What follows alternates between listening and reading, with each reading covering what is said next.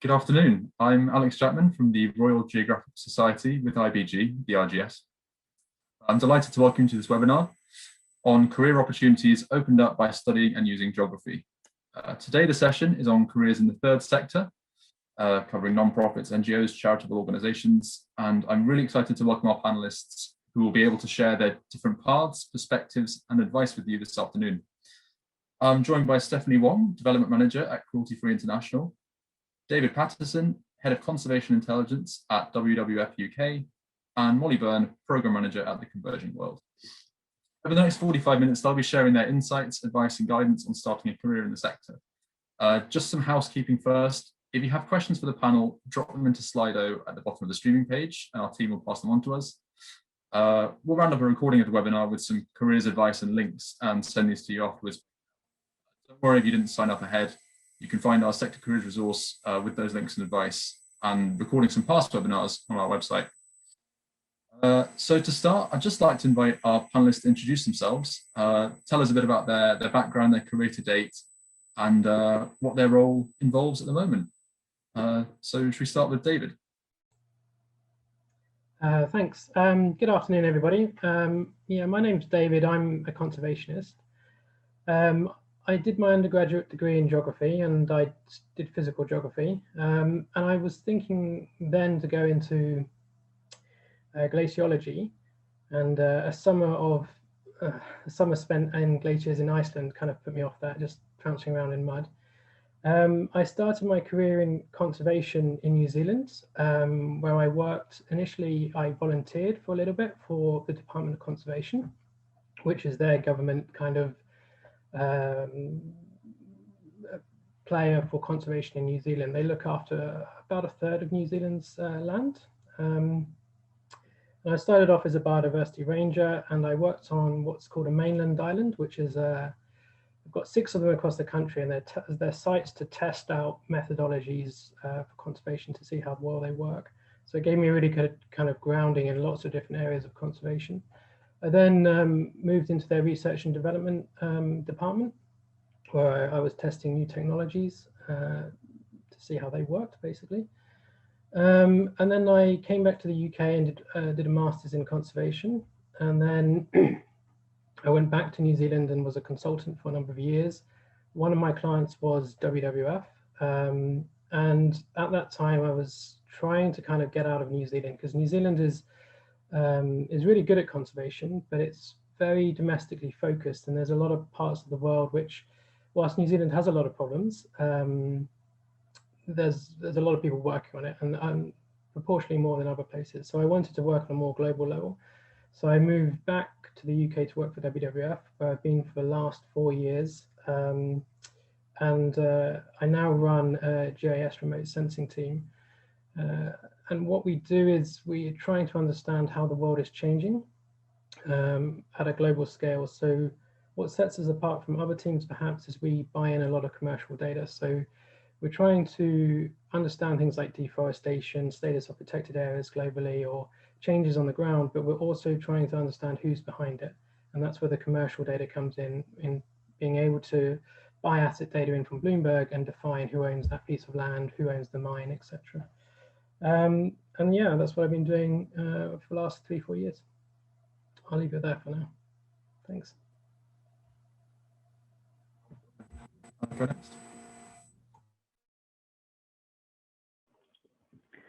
Hi, so my name is Molly, and I work for an organisation called the Converging World, and I've been here about 4 years. And I originally wasn't sure if I wanted to go to uni at all, so I took a year out, did the typical gap year, traveling overseas, and ended up living in Fiji for a while and kind of seeing the effects of climate change on these small island nations. So that kind of led me to go to uni and study geography and environmental management, which I did at the University of the West of England. And then when I graduated 4 years ago, I really wanted to move into the kind of development sector. So I ended up working for this organisation called the Converging World as an intern. I haven't left since. So our organisation, we're a bit quirky. So we basically are almost like impact investment. So we use funds to build wind farm projects in India. And then we sell that power and use it for reforestation and women empowerment projects also in India, as a way to kind of almost get a sustainable source of charity funding, which I'm sure we're all going to raise, but fundraising is a very, very important part for the charity sector, and also it's incredibly hard to like maneuver in. So now within that role, I manage all our reforestation partners over in India. I also manage our carbon credit program, which may be slightly controversial, but is kind of a good fundraising stream, and has kind of opened up lots of different kind of conversations with corporates, and yeah, kind of moving around in that sector. I would say as well, to get into this role, I did obviously this internship scheme, which is supported by Santander, which I think if there's any undergrads watching, most universities offer. And it's a really great way to kind of get your foot in the door, because a lot of charities do struggle for funding for interns, and it helps pay for your salary. So it makes it more attractive as an applicant. So yeah, that's how I kind of got to where I am. Very much. Stephanie, go ahead. Hello, so I'm Stephanie. I guess I've been in the sector now for probably about just coming up to 10 years, but actually I first started off working in commercial sector. So my career is a little bit funny. So I actually come from a background of communications, marketing, business, and actually, I was in there for quite a while. I moved to the UK in 2011. And I worked for Harrods for a little bit, and then I decided, I really want something different, and I want to try and do something good. So I really wanted to move in international development, which is, a big step change. And I guess for the people that are listening, for career change, there's a time when you decide you want to do something else, and this is, for me, I got to a point where I really wanted to do something different. So I was really fortunate. I went back to Australia and I got a job at Save the Children, where I was there for about 4 years. And as Molly mentioned before, I was actually in fundraising, retention, marketing. I was kind of heading up that area, which was just a whole different ballgame for me. But that was really exciting. I was there for 4 years, and then I moved back to the UK and worked for Save the Children UK, where I did a little bit broader scope, looked at more data analysis and insight, and tried to do more strategic work, I guess. And it's a very large organisation. And from that, I guess I felt it was a bit too niche, and then I decided to make a move again. I wanted to move to sustainability, and then I found a job at Fairtrade, where again I was looking at fundraising, marketing, communications, a little bit of programmatic work as well. And then only recently I started working with Cruelty Free International, which is formerly known as BUAV, and they look at the abolition of testing on animals, and they're international as well. And then in 2019, I started an organisation called Wildcross. I guess it was kind of like a sort of a little baby project of mine that I wanted to work on. And basically, I worked with medical doctors and trying to look at how we can provide medical training and emergency training, tactical training for rangers in Africa. And we rolled that out with a grant from the SES in 2019. And we've kind of been looking at future projects since then, but it's been, obviously with COVID, it's a bit hard to do. But that's pretty much where I've been. So at the moment, moving towards a conservation area, I've also started a master's since then as well. So I'm kind of a bit of a mixed bag. So for people that, want to do something completely different, haven't come from a conservation background or geography background, I'm kind of the person to talk to. But yeah, that's kind of where I'm at the moment. Thanks. I think, I think your experiences and all your experiences sort of speak to the range of sort of roots and expertise that is involved in entering the sector and that geographers can take. I wondered if Molly, do you want to go first and sort of reflecting on that and kind of moving forward, the advice you might give to students listening and to anyone listening really about how to get into the sector, sort of building on your own experiences and actions they can take now to do so. Yeah, definitely. Yeah, I'm muted. Yeah, so I think I'm probably the newest into the sector compared to the other two speakers. So I understand as well, it's quite recent how hard it was to kind of get in. I think when you finish uni or you're starting to look to go into that, it's a bit of a minefield, because a lot of the jobs I think sometimes are not entry level. So it's quite hard to position where you want to go. I think, it's really important to kind of look at the roles that jobs are advertising, even if that you're not ready for that job, because it kind of gives you an idea of what kind of different roles you could go into in the future in different organizations. So kind of being like, okay, well, I want to work on programs or I want to work in fundraising. there might be loads of jobs in a certain aspect of fundraising. It might not be suitable for you now, but it kind of shows you the skills you need to do to get into that position, which I really recommend, because I think otherwise, yeah, I can get a bit lost in the job hunting sphere. Volunteering, I know, is always the dreaded word because everyone does deserve to be paid for what they do, but having some voluntary experience on your CV, especially when you're coming out of uni, is really valuable.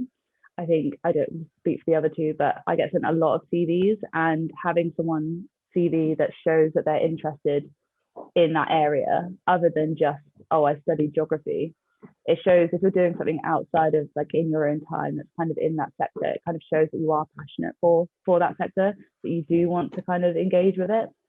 And I know not everyone's in the position where they can volunteer, but even then, if you can't, like when you're writing a cover letter, like do not write what you think I want to hear. I want to know why you want to work in this sector, because that passion is what I think really drives kind of international development kind of organizations.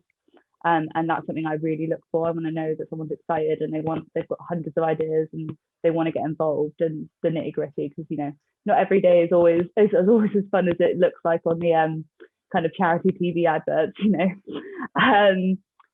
The other thing I would suggest is looking on LinkedIn. Most people are nice. If you're on LinkedIn, have a look at people who are working in that organization. Like, they might not accept you on LinkedIn, but it's always worth a try. I find that most people are quite open to having kind of a conversational offering guidance, because we've all been there. So I definitely start trying to increase your network now. If you're at uni, your lecturers actually know quite a lot of people. That's something I really found helpful. Like, a lot of them are doing research, especially in like the development kind of sector, and they're quite a good place to go for almost contacts to kind of link up. Yeah, and I would also suggest international volunteering if you're able to do that. So that's one of the reasons for my job that I was accepted. I did my dissertation overseas in Kenya, which gave my boss more confidence when hiring me, because I have to work quite a lot overseas on my own now. And I know that's not possible for everyone, but having something like that just gave them a bit more confidence that I would be able to handle myself when I'm over in India on my own. So yeah. With your experience in terms of demonstrating sort of skills and interest and using your dissertation and volunteering as well? Or? Sorry, what was that? Sorry, Stephanie, do you want to go next, sort of building on? Oh, sorry, I think it cut out a little bit. Sorry, yeah.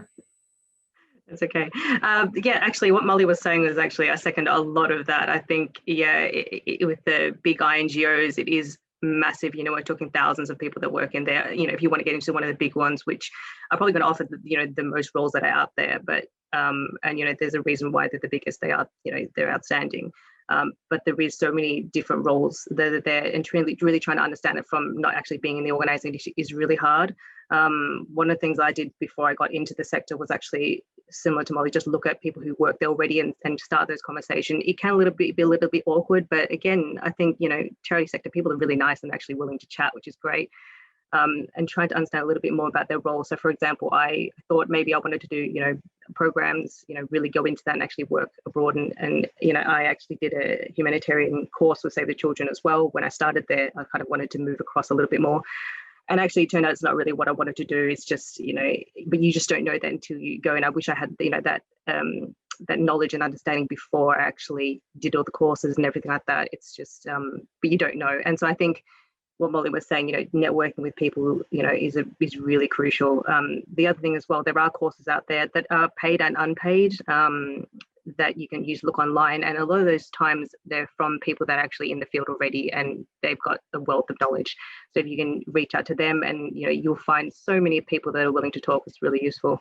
The other thing is, again, as Molly said, with volunteering, yeah, it's a little bit, it's not the best thing to, you know, that not everyone wants to do. Everyone wants to go, you know, straight and start working, but it is really difficult. When I was at Fair Trade, there is a volunteering program. Obviously it's not on at the moment, but you know, we used to hire up to like 10 volunteers, and the organization is not massive. We're talking like 100 people. So, you know, you really get to understand how the organization works and operates from the inside, and then you can actually decide where you want to go and, you know, talk to the right people, and you already have an in.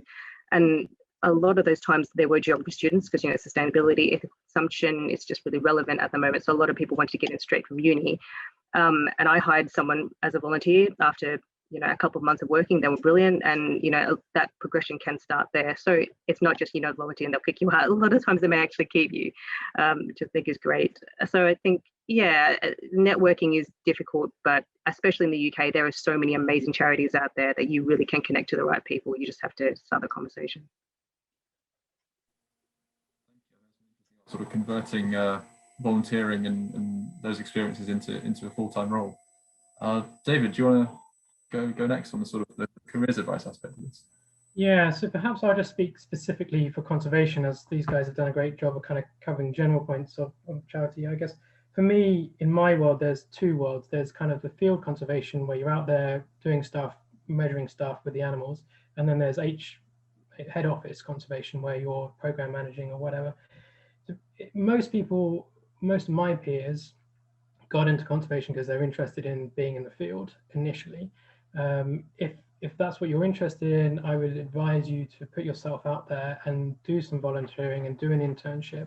There's plenty of opportunities which are paid, or you know, your costs are covered. You don't have to spend a huge amount of money necessarily. And there's plenty of little charities out there as well, which, you know, would probably be very interested in you reaching out to them, emailing them, and maybe offering them something like, hey, I'm really good at video editing. Can I make you a little video if, you know, you let me come and stay for a couple of weeks or whatever? When I used to take volunteers and people out into the field, it's normally good just to say, I'll come out for a week or two, or I'll be there for a little bit, rather than I'm going to come there for 6 months. Because it's a little bit intimidating to have someone your responsibility for 6 months if you don't know how good they're going to be, or if they're going to fit in, or you know, how's this going to go. We at WWF, in my team, we offer an internship every year, and we get about 150 applicants a year, and it's 3 months. It's living wage paid, so it's not amazing by any stretch of the imagination, but I sometimes feel like the bigger names get targeted a lot more, and the competition is a lot more fierce. Whereas if you reached out to a smaller charity who may be able to offer you just as much, your competition would be less.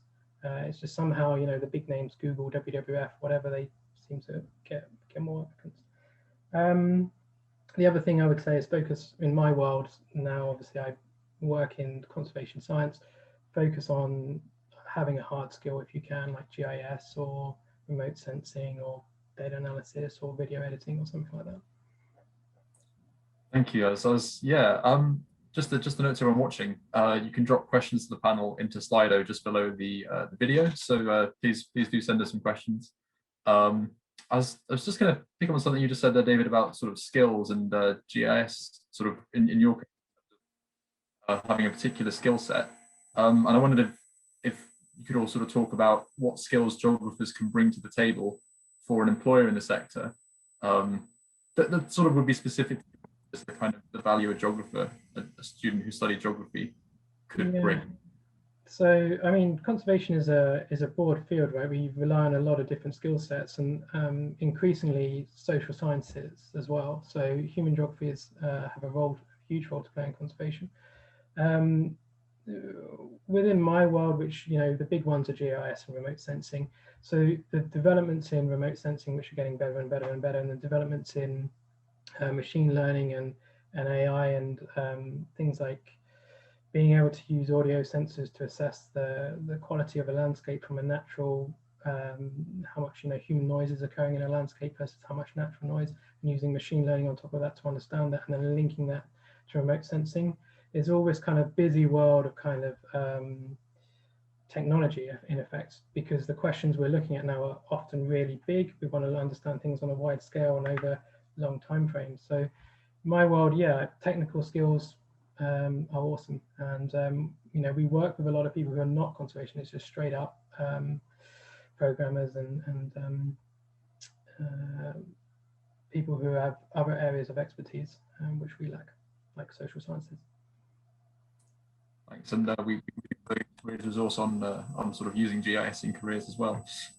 So it's obviously a sort of specific skill set that can be important. I was wondering if Stephanie, you mentioned that you'd had a varied series of roles in your kind of move towards the sector. Is that sort of, do geographers, can they also bring sort of transferable skills and develop skills across a range of things that are relevant for a role like yours now? Yeah, 100%. I think that, I'll talk a bit more broadly, I guess, from my perspective. So I would say that communications is really important, and a lot of things that come with learning on the geography degree, like writing skills, verbal skills, things like problem solving and innovation is really important. And, if you can't get those technical skills that, we were talking about just earlier, then I think that, going very broad is still not a problem. For myself, as I'd said, I don't really have that kind of geography background, but still having learned on the job, I think that's really important. So if I'm looking at someone's CV and I can see that they've got the degree, but they've also got experience that they can transfer over from other roles, that's really useful. Project management is a massive thing. If you are interested in working in the field but also want to work in head office, then I think it's really difficult to try and put everything into layman's terms. So trying to understand something that's really technical and actually put it into general communications out to the public when we talk about fundraising is really crucial for me. So if I can find someone who's really good at problem solving as well, project management, communication skills, those are probably the big things for me. The other thing is, from a geography background, kind of trying to understand the relationship between local cultures and communities and the environment is quite difficult when you have to go infield and you have like 2 weeks there to spend and get information back home, and it's you're on demand all the time, having to do interviews and things like that and gather content. If you can juggle multiple tasks at once and be able to liaise with different stakeholders and do that efficiently, that's really useful as well. I think what we kind of neglect to understand here is, when I'm having worked with a lot of programmatic people in the field, they're so technical. I'm like, I can't talk about this because people will not understand it. So for me, trying to get someone out there, go in 2 weeks, come back, tell me what you learned, tell me how to put this into simple speak, and then I can sell it. Because basically, if you work for a charity, as Molly said before, you're always talking about trying to find funding. You're always looking for, the next person to give you a big grant or, general public fundraising as well. And you really need to be able to sell yourself. So if you can do that personally as well as to other stakeholders, that's like a definite massive skill that I want to get from a candidate. The other thing, I guess, just quickly talking about in terms of my background is also data analysis, is that field work and things like actually collecting data quite quickly. If you can understand all of that, because that is not, again, my expertise, but for me, I'm always looking for people that can go out and do these kind of things and gather specific insight that I need to be able to roll out a program effectively. So with my organization that I have now, we don't have the luxury of actually going out and doing recce's. We have to go and just create those relationships from here. So we have to do that over Zoom and things like that, which is not the most efficient way of doing it. But I need someone who can actually carry on those relationships and actually bring me back all the understanding of different cultures and all the different communities and how it interacts with the environment. And that kind of understanding that you have with geography, I wouldn't be able to bring to. But I think that having that degree, you'd be able to cut through that really, really quickly and able to use those skills. Thank you. And I think you raise a sort of communication across a lot of different domains is a really critical skill. I know, Molly, does that sort of chime with your experiences? And obviously, Stephanie mentioned fundraising as well. I think you earlier said that fundraising is a huge part of the sector's work. Yeah, definitely. And I think one of the things that I hear quite a lot when I do events like this is with geography graduates, you've got all the skills. You just need to make sure that you're selling them. Like, you've got the data analysis skills, you've done it. It's just you've done it in a different setting. So it's just trying to show that you've got the experience to then apply it to whatever that job's asking for, really. And I think it can be quite hard, like research, you've done a dissertation, or even if you've done something different, like you've got evidence of it. It's just pulling it out and making it really specific for that kind of job title. Yeah, well, we've had a few questions through as well, sort of in response to your comments. One of which is whether having a master's degree is an advantage. And this is something that comes up quite a lot in the careers webinars, like across different sectors. People say, do I need a master's, basically? Do you think that, you've talked about a range of ways to build skills. How does a master's compare to sort of some of the things you've talked about? Do you think it's necessary in your area of work? David, do you want to go first? So my advice for masters in conservation is maybe if you're just coming out of your undergraduate degree, maybe take some time, work in the sector for a little bit, do a few years, and then think about what masters you might want to do, because there's a few different types of conservation masters in the UK you can do. You can do ones which are more around leadership, you can do ones which are more around data, more around stakeholder engagement, more around communications, fundraising. So you might want a little bit of a gap between your undergraduate and your master's degree to really kind of think, which one do I want to do and why, would be my advice. I think genuinely it's common within the conservation science community that people do have a master's degree, and often a doctorate as well. But yeah, I think it's something to assess because they are expensive. So something to assess, expensive in time and resource. So something to think about if you need it or not for whatever you want to do. We've also been asked sort of about this as well in terms of balance, the kind of passion versus enthusiasm. Where can I get, where can I access sort of experience if I don't necessarily sort of have links or I can't afford to do an internship? Stephanie, I don't know about sort of that or in relation to the master's question as well.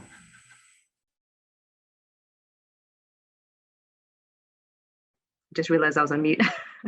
So just quickly with the master's question, from my perspective, I don't think so. I don't think it's really integral.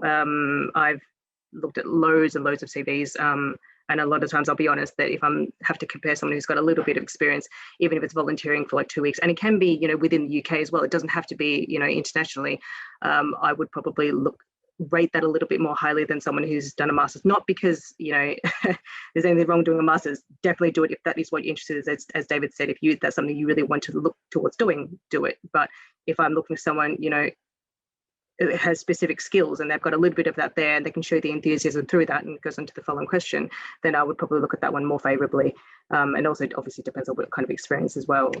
In terms of passion, it's a hard one, I think. I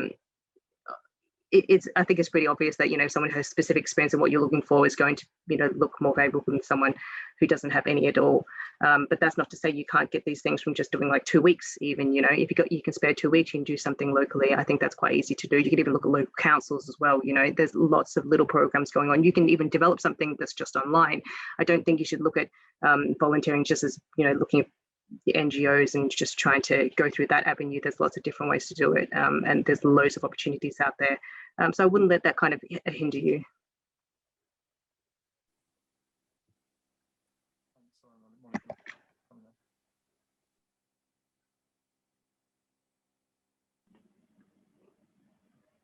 Sorry, what did you say there? Oh, sorry. You keep fading out a little bit. Sorry, thanks for your comments, Stephanie. Sorry, Molly, was there anything you wanted to add on in terms of sort of masters and building skills through volunteering that might seem quite challenging at the moment, particularly, and I guess we'll come on to this in the context of COVID-19? Yeah, so in terms of the masters, I totally agree with what Stephanie and David have said. When I graduated, I was very, very tempted. I got offered a master's and with a PhD route, and I was very tempted to take it at the time.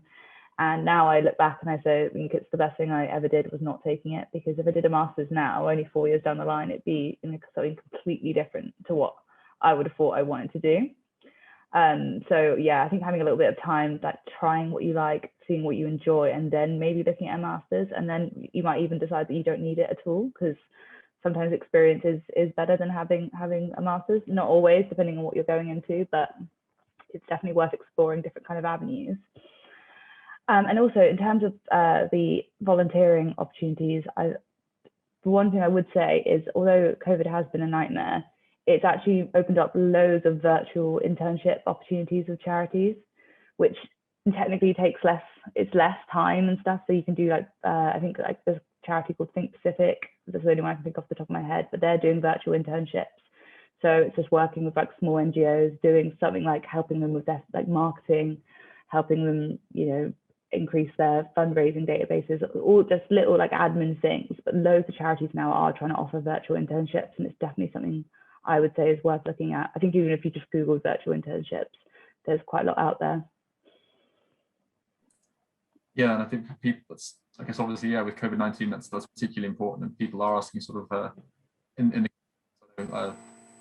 David and Stephanie both mentioned earlier fieldwork, and they're people talking about missing fieldwork opportunities because of COVID-19. Stephanie, is there anything you'd like to add in sort of terms of what people could do to replace things that they've missed, like work or volunteering has been hard to get, where you can build skills in a way that's relevant to the sector, but sort of in the context of the pandemic? I think that was addressed to me. Yeah, I think actually, liaising with organisations such as the RGS and SES and other, similar like-minded bodies out there, I think that's really useful because, as I said, networking. I think if I had the time to do that now and actually want to get into the field, that's something I'd definitely look forward to doing. And I think, I would generally say people are a little bit less busy at the moment. So, people have more time to talk. So I would go out there and actually, if you don't have time to be going out to the field, talk to people who can still do that or have been out recently, and, create those networks now, because there's always, if you know someone who's got a really good skill set, you may not need them now, but you keep them on, I look at someone who I spoke to 6 months ago and I remember, oh, they were really good at this. They would be really useful. They'd want to do either if it's volunteering or they may want to actually, work for me, then I would go back to them. And I have done that before, but keeping those relationships kind of at the forefront and kind of keeping them relevant is really useful. It's something that, when you're in, the crux of always working nonstop, you kind of forget to do that, which I'm sure we're all kind of do all the time. But if you've actually got some free time now, then definitely, start those networks now, keep them relevant, keep them up to date, keep your CV up to date, and try and do like little short courses, online seminars and things like that.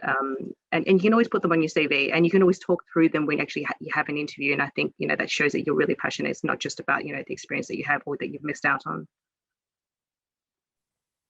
Thanks. I was going to ask David as well, in terms of sort of building skills online with short courses and things, is that particularly something you can do in the context of GIS, and if you want to develop your skills in that direction for the sector? Oh yeah, absolutely. I mean, there's 101 training videos online. You can just watch YouTube and see QGIS, or if you've got an Esri account, they have training programs, and I'm sure they have some kind of student course. I'm sure you guys offer links and stuff in that world. Yeah, and it's also something, my team is spread around the world. It's something which you can do remotely really easily at a professional level. So you can definitely do it as a study level and, work with people and work with small charities or work with people if you can get your foot in the door on real world issues, if you're able to reach out and connect with them.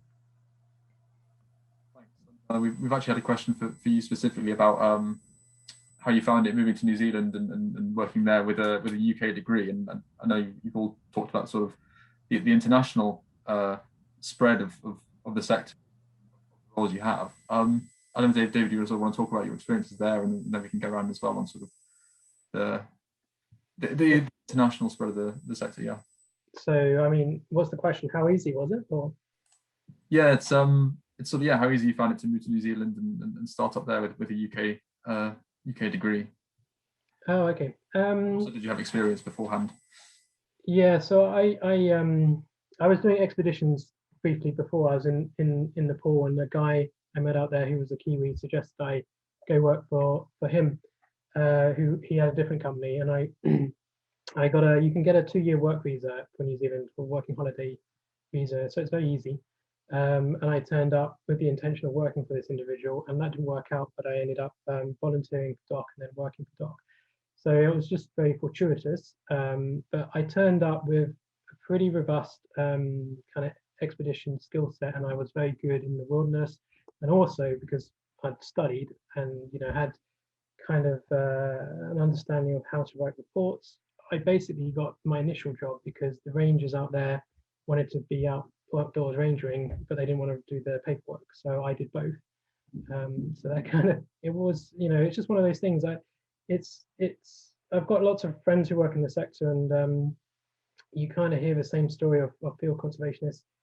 Those who make opportunities or do well are those who put themselves out there, and it's very challenging when you're young and you don't have money, or there's lots of things going on.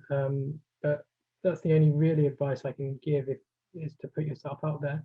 Obviously, COVID now, not great, but you know, maybe things will get back to normal soon. Well, Stephanie, do you want to talk about sort of coming on that in terms of working internationally? I'm just going to go have a look at the question that came up before for David. So how easy was it to move? So I moved from Australia to the UK, and actually similar, it was 2-year visa as well. So if you're under 32, I think it's quite easy to just, you know, it's working holiday, they call it, maybe not at the moment, post-COVID, it would be fine. And I did a sort of a similar startup, I guess, as well. The most difficult part was actually trying to find a grant to actually give us the money to go and do the programmatic work. And because I actually have, you know, head office experience, I suppose it was a little bit easy for me to get all that kind of documentation through. Whereas the program side was actually a little bit new for me. So actually going out there and actually trying to run a program from scratch, I mean, that was quite different actually. But, you know, if you've got the drive and the passion and you know, you speak to the right people, it's not impossible. I think actually it's quite, well, I wouldn't say it's easy, but you know, it's definitely doable. Even if you just have a bachelor's and a little bit of experience, I think you can go a long way. Being based in the UK, you have like so many open doors to different amazing networks and amazing charities and people that will help you. But no, I think, you know, working internationally is actually really, really exciting. And actually at the moment, we're working for Cruelty Free International, you know, we work a lot with the US as well, and they've got so many different challenges with policy and advocacy and mobilization and things like that. It's a whole different kettle of fish there, but you will learn all these different intricacies if you do want to go and work in international development, whether it's at working in the field or working just in head office and liaising with different program sites as well. And thanks. And in terms of building that network, Molly, we've had some people asking about sort of, can I just use LinkedIn? Can I just reach out? Can I just email organizations to ask for opportunities and advice? Is that sort of something you'd recommend and a good way to get a foot in? Sorry to unmute myself. Yeah, so I would always suggest, I saw someone posted a question as well about just emailing the info at box. And I would always recommend trying to find a person to speak to, because you just kind of get lost in the sea. If you, especially for someone like World Wildlife Fund, I'm sure if you email their info app asking for a job, it's going to be sucked into the abyss. So I would always suggest approaching people on LinkedIn. People might not respond, but they're not going to be annoyed about it. I think probably all of us get quite a lot of LinkedIn messages, and you know, you might not get a response straight away, but I think most people are nice enough that you will get a response when they have time. And if you don't get a response, they're not going to hold it to you. It's worth trying. They're not going to recognize you when you turn up for a job interview and think, oh, that's the girl that sent me a LinkedIn message. So it's totally fine to do that. I think go for it. Look through LinkedIn, find people, find groups. Like a lot of people are in different kind of LinkedIn, you know, groups, having conversations. Maybe try and connect through, you know, comments on that. That's a great way to kind of use that platform. Yeah, that's what I would suggest. Also, LinkedIn's great for trying to see what, like, when you find an organization, looking at, you know, how many employees they have and who works there. So once you click on a company, you can see all their employees and what kind of job roles they're in, and their like senior level in there. So, you know, maybe don't message the CEO, but maybe look for someone that's a bit lower down working in a specific team that you want to know more about, and you'll probably find that you get somewhere with that. Anyone else wants to talk about that before I do the next question? Or Yeah. Oh, is that the dissertations one? Yeah, no, sorry, yeah, dissertations. Yeah. So, yeah, a few people have asked how they can basically use their dissertations to their advantage, maybe in sort of terms of you know, doing a topic they can then bring into a job and show their enthusiasm.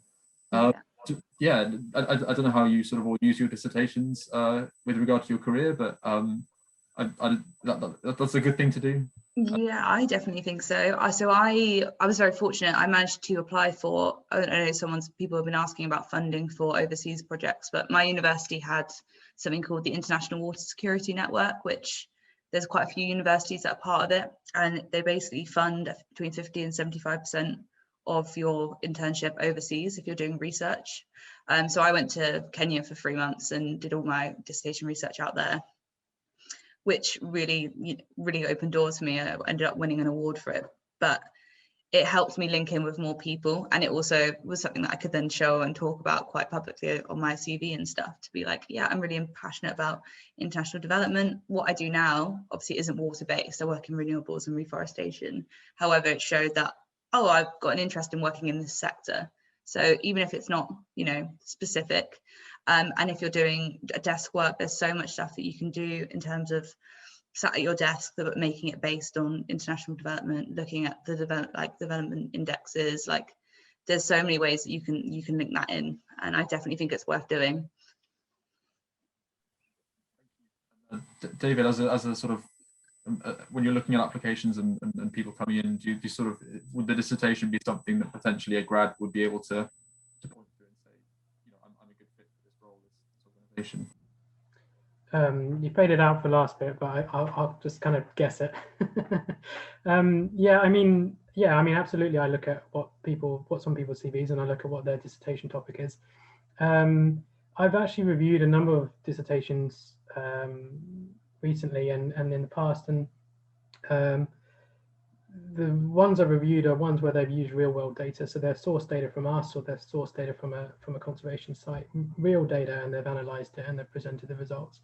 So that can be then useful if you can write a paper potentially with the NGO or with the other scientists, or it could be a good gateway for conversation, you know, to get your foot in the door with them, or to genuinely show in an interview, yes, I've already done, you know, I've got a real world experience on this. In my world, there's a lot of data lying around which people haven't got time to analyze. So it's kind of, you know, lots of low-hanging fruit there for people who are interested. Thanks. You want to sort of also to talk about this sort of topic of dissertations and showing your skills?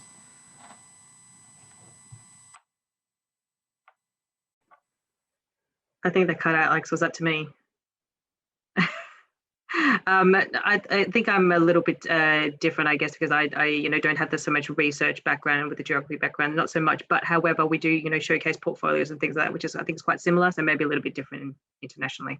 But yes, I think second both what David and Molly was saying, that if they can produce something that, you know, is relatively quick to see as well. I don't really have a lot of time to be reading through massive dissertations, but if they can show me something there that's, you know, quick and short and go through it quite quickly, then I think that'd be really useful. Definitely, I wouldn't focus too much on that. However, just from my perspective, only if you know you do get an interview and you know they actually want to see it, then I'll probably work on it. But I think it's a little bit different in my field, I suppose. Thanks. No, it's interesting to hear a sort of different perspective on that. Sorry if I'm still fading there. But well, I think that's sort of that's picked up a lot of our audience's questions, which is really great. And I think we're sort of getting towards the end. But if we just sort of go around once more, and if there's one thing you'd want to sort of say, either something you kind of want to pick up from the discussion we've had, or a particular action a student could take at this point. Yeah, just sort of your kind of conclusion, really. Your kind of big piece of advice. Start with Stephanie. Sure. Thanks. That's a tough one. I think if I had one piece of advice, and I think I've said it over and again, is to network. Yes, you can take the degree, and yes, you can have the experience, but if you can find the people, you know, that have sort of the roles that you're looking for, I think that's the most important thing, to have those conversations now while you're thinking about where to actually take your career. Because, you know, if I had the chance to go back, you know, 20 odd years or whatever and look at my undergrad and choose something else, I might do, because I'd get to where I am today quicker and be able to do a lot more than I have in the past, which is unfortunate. But, you have the opportunity now. If you're either career changing or you're starting off your career, then definitely start those conversations. I couldn't have, got to where I am today without, having those amazing, colleagues that have kind of built me up and gave me the knowledge to, give me the confidence to build my own organization, that kind of thing. So yeah, that's probably my one piece of advice. Great, thanks. Molly, do you want to share your sort of headline? Yeah, definitely. I mean, obviously I do agree massively with the networking thing, but I won't say that again. But I would say, do not be scared to try lots of different things and see what you like, because obviously not all charity works are going to be in the field all day, and every day is going to be different. And I think try lots of different stuff in the sector, maybe working for a small charity at first, so you get to kind of get your feels on lots of different things, and seeing what works for you or and what doesn't is really important. Thanks. And David, you get to close it off. Just speak in terms of conservation. The first thing, I guess, is don't be disheartened. It is very competitive because unfortunately there's just not enough jobs. I mean, there's enough work, but there's not enough funding in the sector. It's never too early to start, I would say. I've got some colleagues who were doing stuff, when they were 12, 13, working with, birding groups or whatever, and kind of building into the world. And finally, I think the most important thing is value yourself and don't allow yourself to be kind of manipulated, or it doesn't always happen, but occasionally, very occasionally, it does happen where people take advantage of volunteering. So you might be a volunteer here, and they might keep rolling it on and keep it going when really they should just be employing you. So value what your contribution is, and make sure you when the time is right, you don't get strung along too long. Thank you. That's a good message to conclude on. So thank you everyone for your sort of really insightful comments and your time and your expertise. Thank you to all who've attended as well. We'll send an email around with a careers resource focusing on the sector and various other links. There's another webinar coming up next week. This one's at 10 AM rather than 1 PM, the last in the series covering careers skills. And you can also leave us feedback about the event. There'll be a link in the email, but it should also be in Slido. So I guess I'll just finish off by saying thank you so much to Molly Byrne, David Patterson and Stephanie Wong for all your brilliant advice. Yeah, thank you all for watching.